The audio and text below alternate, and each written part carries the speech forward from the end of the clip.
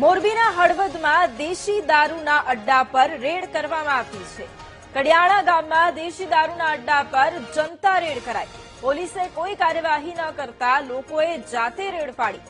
ગ્રામજનોએ રેડ કરી 12 દારૂના કેરબાનો નાશ કર્યો છે। રજૂઆત કરવામાં આવી અને છતાંય પોલીસ કાર્યવાહી ન કરતી હોવાનો ગંભીર આક્ષેપ લાગ્યો છે। છેલ્લા ઘણા સમયથી દેશી દારૂની ભઠ્ઠી ધમધમતી હતી અને આખરે લોકોએ જનતા રેડ કરી અને અનેક કેરબાનો નાશ પણ કર્યો છે।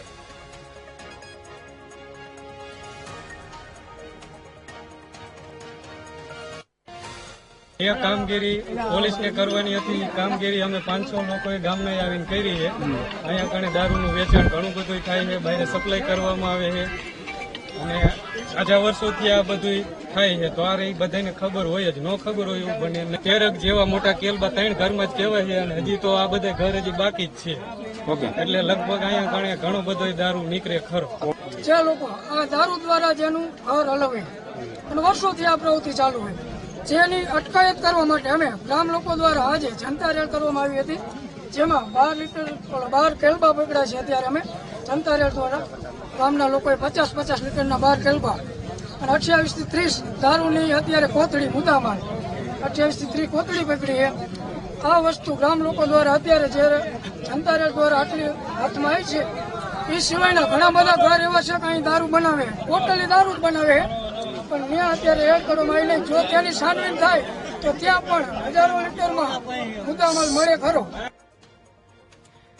તો મોરબીના હળવદના આ દ્રશ્યો છે કે જ્યાં દેશી દારૂના અડ્ડા પર જનતા રેડ કરાઈ છે। લોકો એટલા રોષે ભરાયા હતા કે દેશી દારૂના અડ્ડા પર લોકો પહોંચ્યા હતા અને જેટલા પણ કેરબા તેમને દેખાયા એ તમામનો નાશ પણ તેમના દ્વારા કરવામાં આવ્યો છે। કડિયાણા ગામમાં દેશી દારૂનો અડ્ડો ચાલી રહ્યો હતો।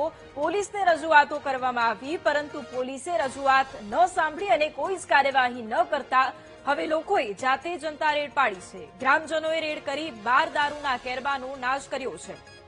રજૂઆત છતાંય પોલીસ કાર્યવાહી ન કરતી હોવાનો ગંભીર આરોપ લાગ્યો છે અને છેલ્લા ઘણા સમયથી દેશી દારૂની ભઠ્ઠી ધમધમી રહી હતી। આખરે લોકો રોષે ભરાયા અને મોટી સંખ્યામાં તેઓ આ દારૂના અડ્ડાએ પહોંચી ગયા હતા અને પોલીસ રેડ નહીં પરંતુ જનતા રેડ કરી હતી। લોકોએ પણ જણાવ્યું કે છેલ્લા કેટલાય વર્ષોથી આ દેશી દારૂની ભઠ્ઠી ધમધમી રહી હતી।